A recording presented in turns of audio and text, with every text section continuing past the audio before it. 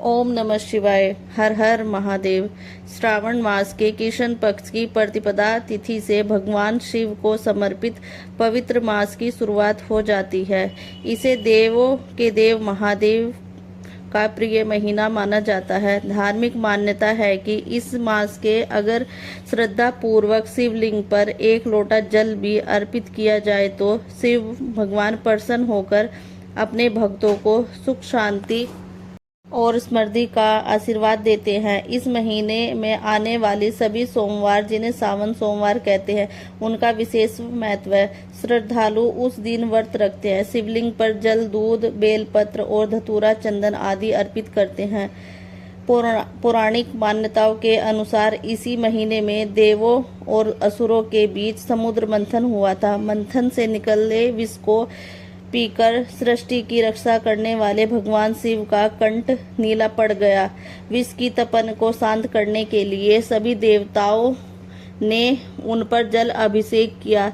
तभी से सावन में शिव जी का जल अभिषेक करने की परंपरा चली आ रही है। सावन के पहले दिन से ही कावड़ मेला भी प्रारंभ हो जाता है, जिसमें श्रद्धालु दूर दूर से पैदल चलकर गंगा जी जाते हैं। कावड़ में जल भर कर लाकर फिर शिवलिंग पर जलाभिषेक करते हैं। इस पावन महीने में शिवलिंग का जल अभिषेक, रुद्राभिषेक आदि भी किया जाता है। मान्यताओं के अनुसार देवी पार्वती ने भी भगवान शिव को पति रूप में पाने के लिए कई कठोर व्रत और तपस्याएं भी इसी पावन मास में की थी। आइए जानते हैं इस साल सावन का महीना कब से शुरू और कब समाप्त होगा। सावन के महीने में कुल कितने सोमवार व्रत पड़ेंगे और सावन सोमवार व्रत करने वाले भक्तों के किन किन नियमों का पालन करना चाहिए।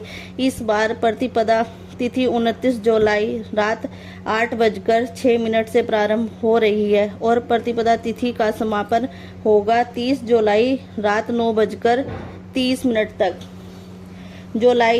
30 जुलाई दिन गुरुवार से सावन मास प्रारंभ होगा और सावन मास की समाप्ति 28 अगस्त दिन शुक्रवार को रक्षाबंधन के त्योहार वाले दिन। हिंदी पंचांग के अनुसार सावन के सोमवार इस बार 3 अगस्त को रहेगा।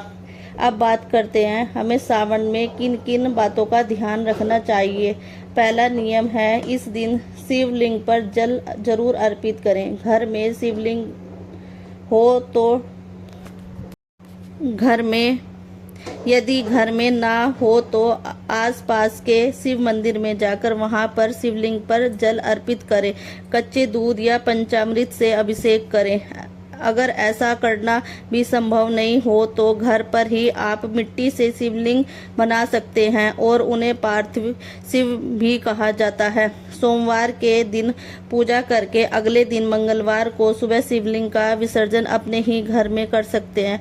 और ऐसा भी संभव ना हो तो भगवान शिव की संपूर्ण परिवार सहित जो भी प्रतिमा या तस्वीर आपके पास हो, आप उनका भी पूजन किया जा सकता है। सोमवार के व्रत में नमक का सेवन नहीं किया जाता, लेकिन यदि स्वास्थ्य संबंधी कोई परेशानी हो आपके साथ, जिसमें आपको मीठे का परहेज बताया गया हो, तो आप एक समय सेंधा नमक से बने हुए फलाहार का सेवन कर सकते हैं। मंत्र जाप करें, सोमवार व्रत की कथा का श्रवण करें और शाम को प्रत्येक सोमवार को प्रदोष काल में भगवान शिव का आपको पूजन अवश्य करना चाहिए। यदि घर पर आप नहीं हैं, ट्रैवल कर रहे हैं या घर से कहीं बाहर ऑफिस में है, प्रदोष काल में खुद से पूजा करना संभव ना हो तो इस दौरान आप मानसिक रूप से भोलेनाथ की पूजा करें। मानसिक रूप से मंत्र जाप करें।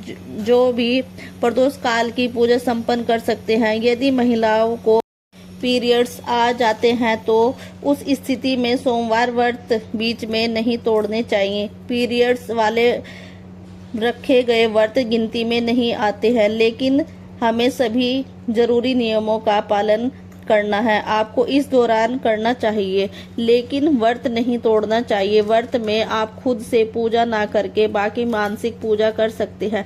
खुद से भोग ना लगा के किसी और से भोग लगवा सकते हैं। ऐसा भी संभव ना हो तो मानसिक रूप से भोग लगाकर आप अपना व्रत पूर्ण कर सकते हैं। इस दिन ओम नमः शिवाय मंत्र का और महामृत्युंजय जप निरंतर करते रहना चाहिए। ये तो थी सावन सोमवार से जुड़ी जानकारी। अगर आपको जानकारी अच्छी लगी हो तो वीडियो को एक लाइक जरूर से कीजिएगा। हर हर महादेव। ओम नमः शिवाय।